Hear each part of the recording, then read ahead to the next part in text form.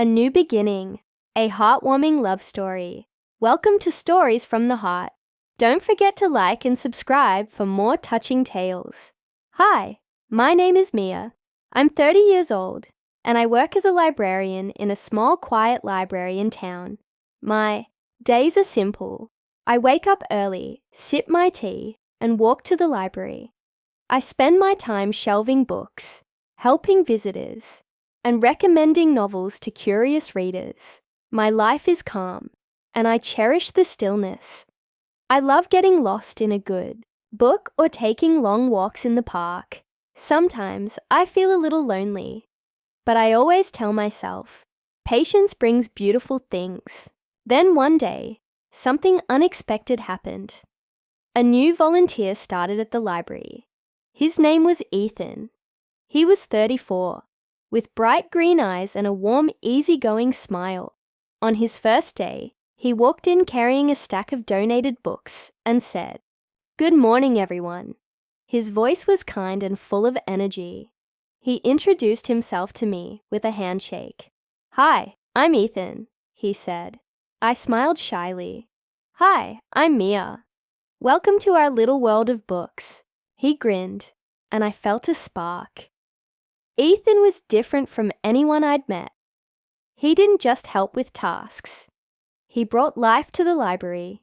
He'd joke with the kids during story time, chat with the regulars, and even help me rearrange heavy shelves. As the weeks went by, I found myself looking forward to his shifts. He'd always greet me with, "Morning, Mia," and my heart would lift.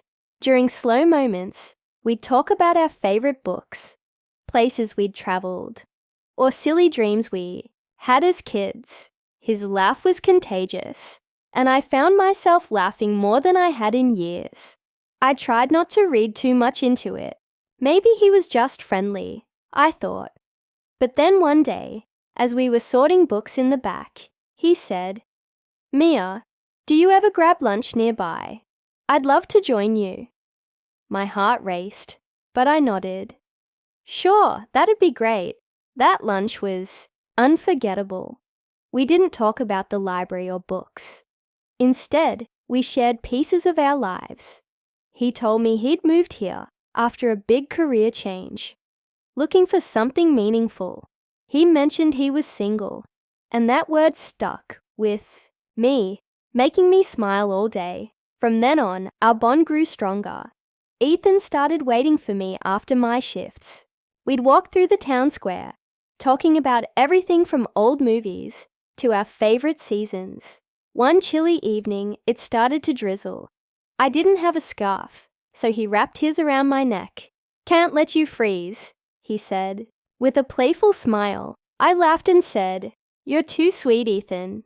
He looked at me and said, "I really like spending time with you, Mia." My heart felt full, even in the cold. A few days later, he asked me out again. "There's a local music festival this weekend. Want to go together?" I couldn't hide my excitement. I'd love to. That evening was like a dream. We wandered through the festival, listening to live music, sharing cotton candy, and talking about our favorite songs. At one point, he looked at me and said, "Mia, you make everything more fun." I blushed and said, "You do too." As the months passed, our connection deepened. Ethan was thoughtful in ways that melted my heart. I once mentioned I loved stargazing, and the next week, he showed up with a small telescope for us to use. At the park, "Thought we could look at the stars together," he said. I was touched beyond words. One evening, as we sat on a bench under the night sky, he gently took my hand. "I've been wanting to do this for a while," he said softly. I squeezed his hand and whispered, "Me too." That night, I went home feeling like I was floating. This wasn't just a fleeting feeling.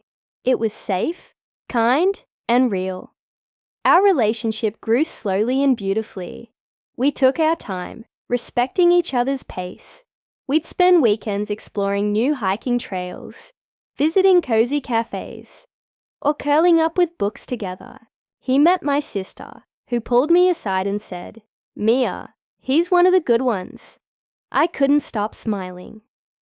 One quiet afternoon at the library, Ethan stood up during a staff meeting and said, "I want to thank Mia for making this place so special, not just with her work, but with her warmth and kindness." Everyone clapped, and I felt my cheeks flush.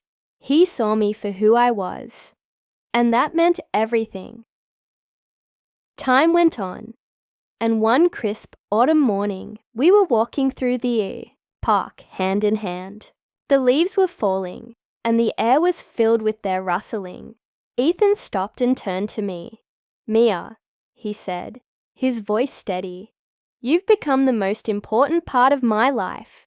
Will you share yours with me?" Tears filled my eyes as I nodded. "Yes, Ethan, 1,000 times. Yes." He hugged me tightly, and in that moment, I knew this was the love I'd always hoped for. Honest, gentle, and true.